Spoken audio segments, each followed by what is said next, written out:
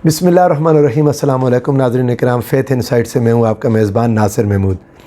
माह रबीउल सानी है और ये हुज़ूर सय्यदी गौसे आज़म महबूब सुबहानी कुतुब रब्बानी सैयदना शेख अब्दुल क़ादिर जिलानी रज़ियल्लाहु ताला अन्हु के नामी से इसमें गरामी से मंसूब है।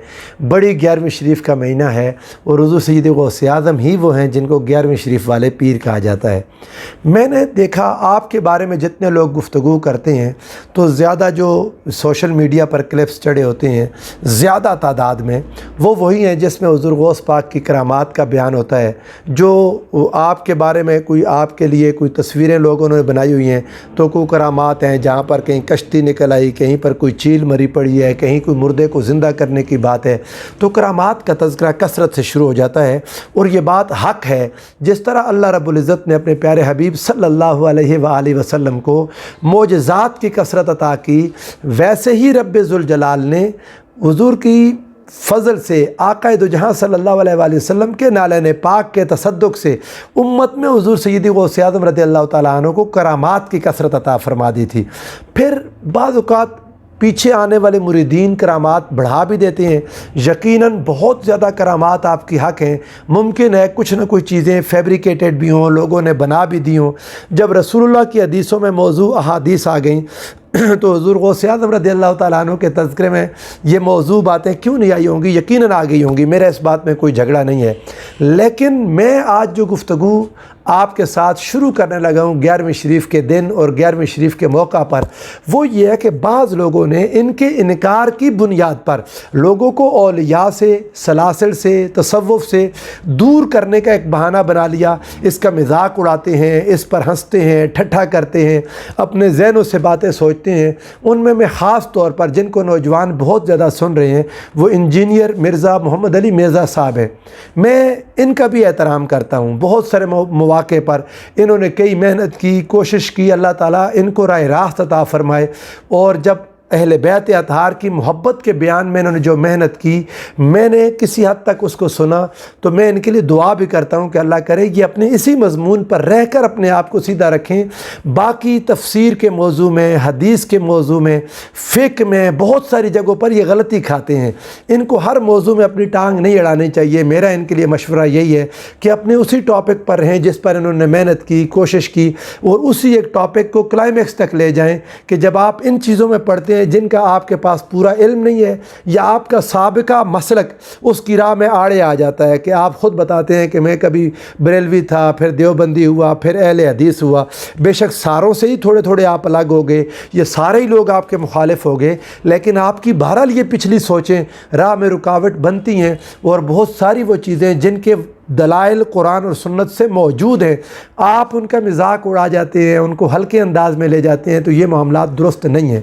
तो मैं इंशाअल्लाह अल अज़ीज़ आइंदा जो मौज़ूआत आएंगे, जो आइंदा की एपिसोड्स आएंगी, मैं कोशिश करूंगा कि इनके कुछ एतराज़ात का जवाब दे दूं जो नौजवान जहनों को परागंदा करते हैं, जो इनके सुनने वालों को परेशान करते हैं। और नौजवानों ने शायद ये समझ लिया कि बाकी लोग कोई वाबी हैं, कोई बाबी हैं, और असल इल्मी किताबी ये इंजीनियर मिर्ज़ा मोहम्मद अली साहब हैं।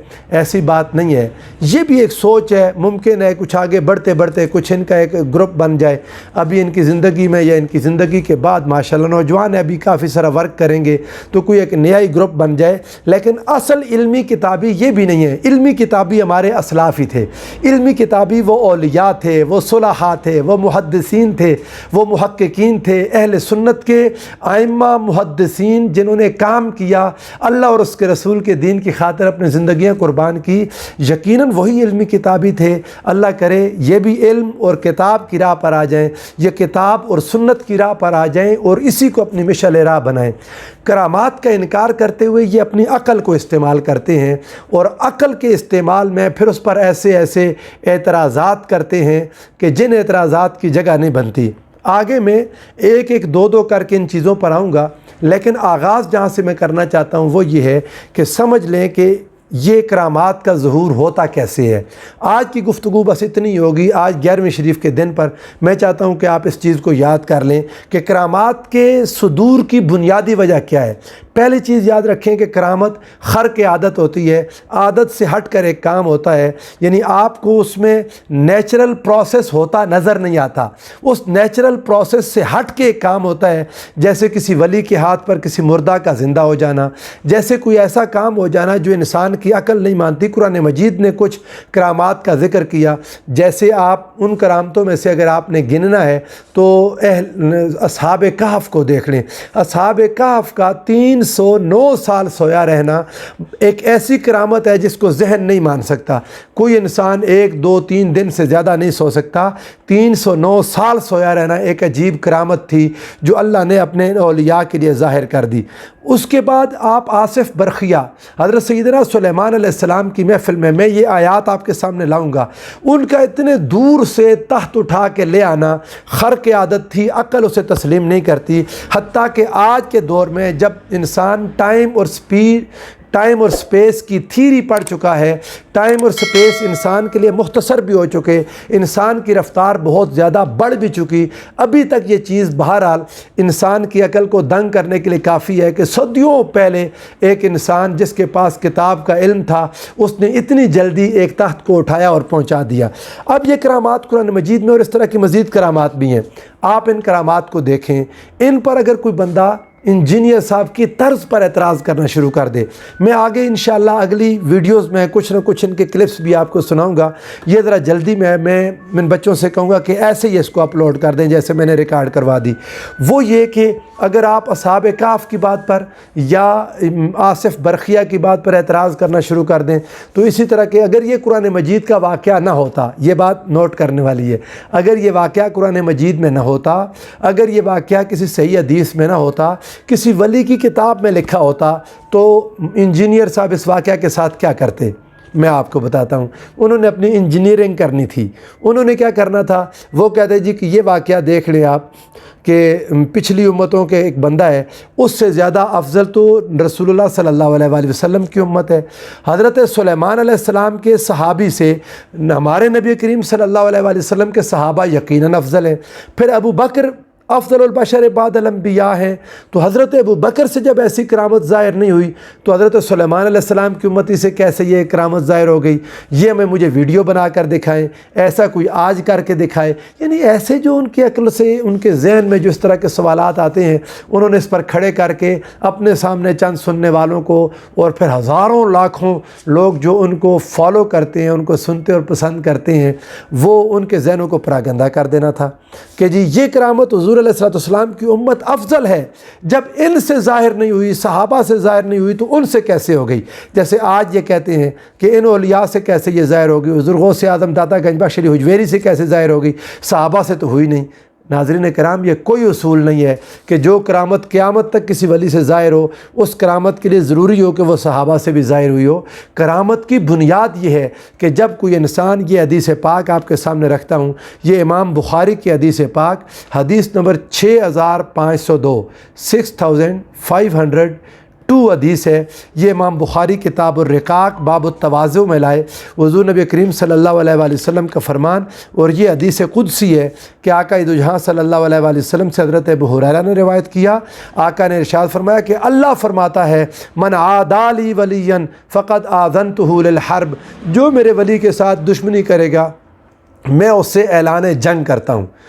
اور آگے اللہ نے فرمایا وما تقرب الی عبدی بشیء احب الی مما افترضت علیہ، اور مجھے جو بندہ جن چیزوں سے میرا قرب حاصل کرتا ہے ان میں مجھے سب سے زیادہ چیز جو پسند ہے وہ چیزیں جو میں نے اس پر فرض کیں، نماز، روزہ، حج، زکوٰۃ، جن چیزوں سے میرا قرب حاصل کیا جاتا ہے اور مجھے یہ سب سے زیادہ پسندیدہ ہیں۔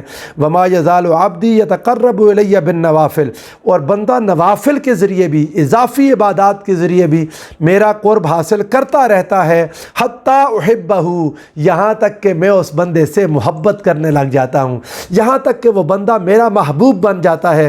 فَإِذَا أَحْبَبْتُهُ، اور جب میں اس بندے سے محبت کرتا ہوں، كُنْتُ سَمْعَهُ الَّذِي يَسْمَعُ بِهِ، میں اس کی کان بن جاتا ہوں جن سے وہ سنتا ہے، وَبَصَرَهُ الَّذِي يُبْصِرُ بِهِ، اس کی وہ آنکھیں بن جاتا ہوں جن آنکھوں سے وہ دیکھتا ہے، وَيَدَهُ الَّتِي يَبْطِشُ بِهَا، اس کے وہ ہاتھ بن جاتا ہوں جن سے وہ پکڑتا ہے، وَإِن سَأَلَنِي لَأُوتِيَنَّهُ، اگر وہ مجھ سے دعا کرے تو میں اس کو عطا کرتا ہوں، وَلَئِنِ اسْتَعَاذَنِي لَأُعِيذَنَّهُ، اگر وہ مجھ سے پناہ مانگے تو میں اس کو پناہ عطا کرتا ہوں، وَمَا تَرَدَّدْتُ عَنْ شَيْءٍ أَنَا فَاعِلُهُ تَرَدُّدِي عَنْ نَفْسِ الْمُؤْمِنِ يَكْرَهُ الْمَوْتَ وَأَنَا أَكْرَهُ مَسَاءَتَهُ، اور فرمایا کہ مومن میں اپنے کسی کام کے کرنے میں جو بھی میں کرنا چاہتا ہوں اس کام کے کرنے میں مجھے کبھی تردد نہیں ہوتا جتنا کہ اپنے مومن بندے کی جان نکالنے میں تردد ہوتا ہے کہ یہ بندہ کسی بھی وجہ سے، جسمانی تکلیف کی وجہ سے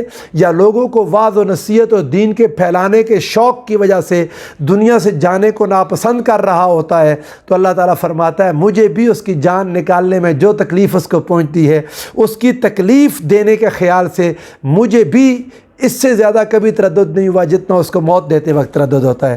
ناظرین کرام، آپ اندازہ کر لیں، جس کے ہاتھ اللہ بن جائے، جس کی زبان اللہ بن جائے، جس کے کان اللہ بن جائے، جس کی آنکھیں اللہ بن جائے، جس کی ٹانگیں اللہ بن جائے، اس کی طاقت پھر بہت زیادہ ہو جاتی ہے۔